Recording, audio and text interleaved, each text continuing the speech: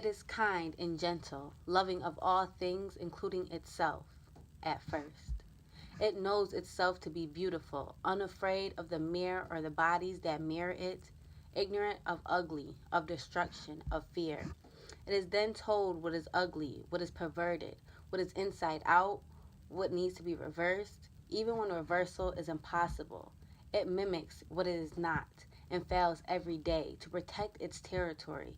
Everything that is familiar, it will bury itself, burn its skin, crush the bone. It will walk away uninhibited, unfamiliar with itself. It will fear itself. It will maim any body that smells of the meat it has left behind. It will dash the prey's heart out. And when it discovers the beast it has become, it will dig its own grave. It will dig. It will muddy together its own scraps. Or it will find a cavity to lie in. Be who you are and will be. Learn to cherish that boisterous black angel that drives you up one day and down another, protecting the place where your power rises, running like hot blood from the same source as your pain. When you are hungry, learn to eat whatever sustains you until morning, but do not be misled by details simply because you live them. Do not let your head deny your hands any memory of what passes through them, not your eyes nor your heart. Everything can be used, except what is wasteful. You will need to remember this when you are accused of destruction. Even when they are dangerous, examine the heart of those machines you hate before you discard them and mourn their lack of their power, lest you be condemned to relieve them. If you do not learn to hate, you will never be lonely enough to love easily, nor will you always be brave, although it does not grow any easier. Do not pretend to convenient beliefs. Even when they are righteous, you will never be able to defend your city while shouting. Remember whatever pain you bring back from your dreaming, but do not look for new gods in the sea, nor in any part of a rainbow.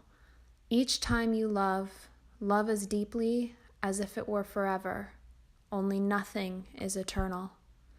Speak proudly to your children, wherever you may find them. Tell them, you are the offspring of slaves, and your mother was a princess in darkness.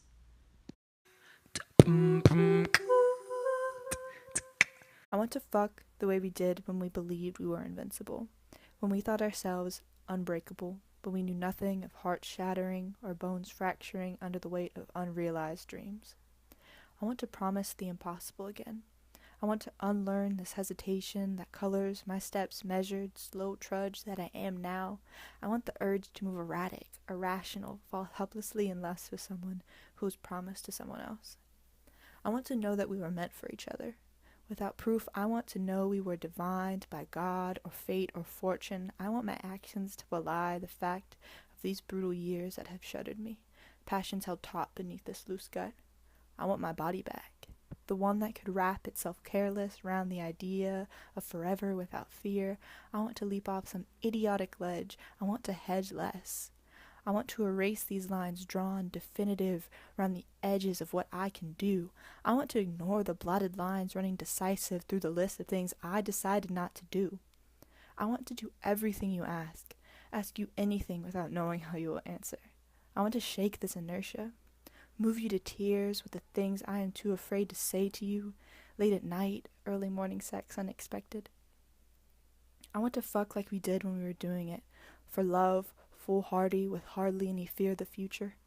I want to believe in love, like I did before I had a kid, before we knew how to stop mid-orgasm, before these impermeable cracks hammered steel beams through the fragile flesh of my heart. Before my art started making money, before balancing my emotional budget became a thing I needed to do before our wings broke, before the yoke of collected experience dragged us away from our best selves. I wanted to do more than just fuck.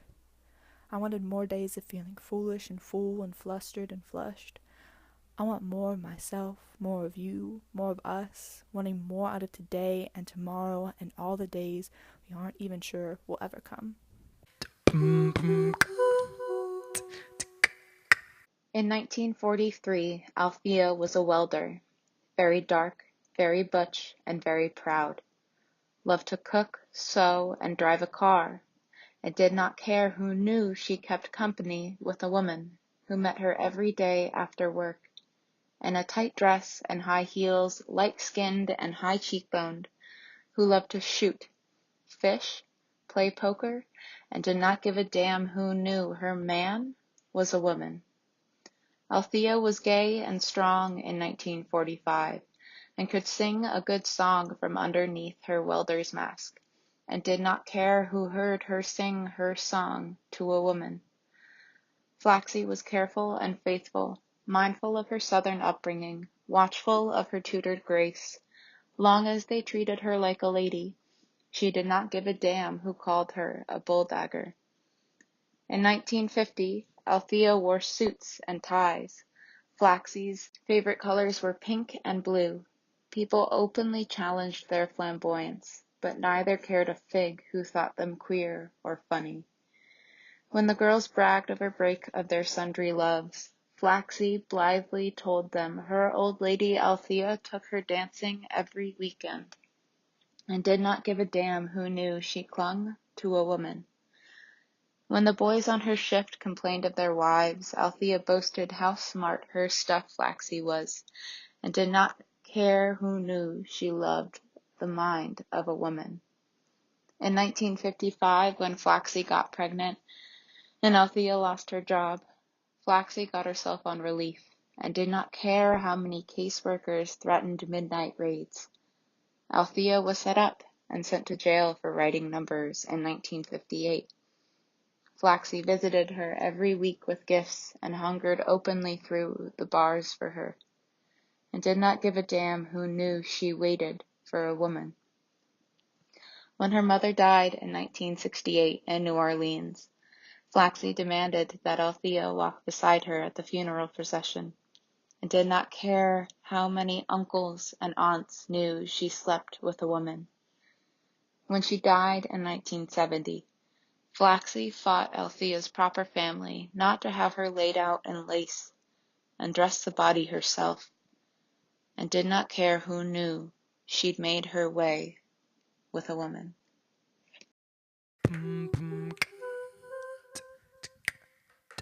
Infinity doesn't interest me, not altogether anymore. I crawl and kneel and grub about.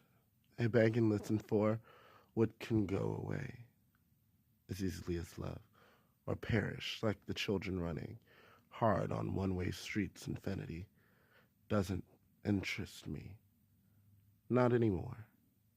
Not even repetition, you're my eye lid on the colorings of sunrise, or all the sky excitement added up is not enough to satisfy this lusting admiration that I feel for your brown arm before it moves, changes up the temporary sacred tales ago.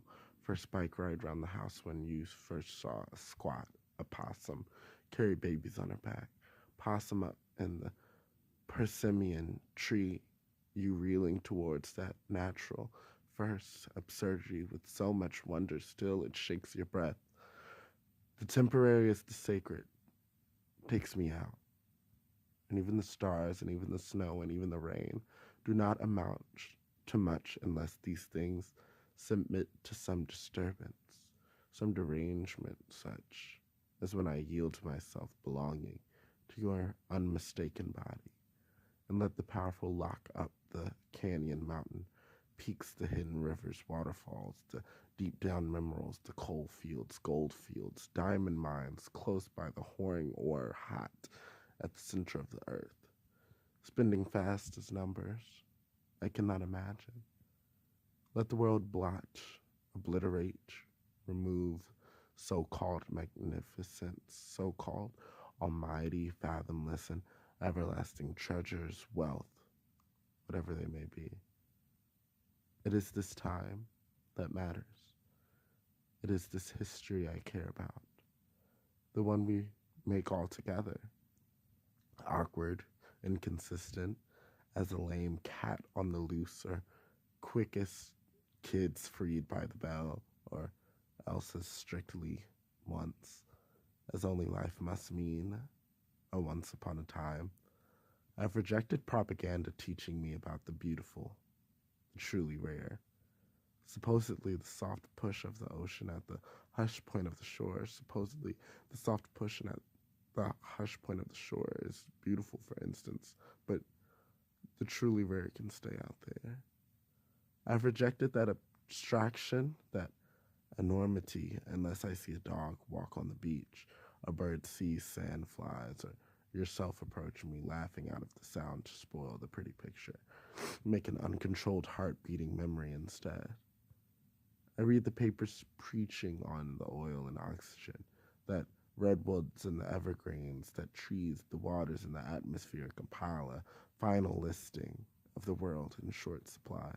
But all alive and all the lives persist perpetual in jeopardy, persist as scarce as every one of us, as difficult to find or keep, as irreplaceable, as frail as every one of us. And as I watch your arm, your brown arm just before it moves, I know all things are dear that disappear. All things are dear that disappear.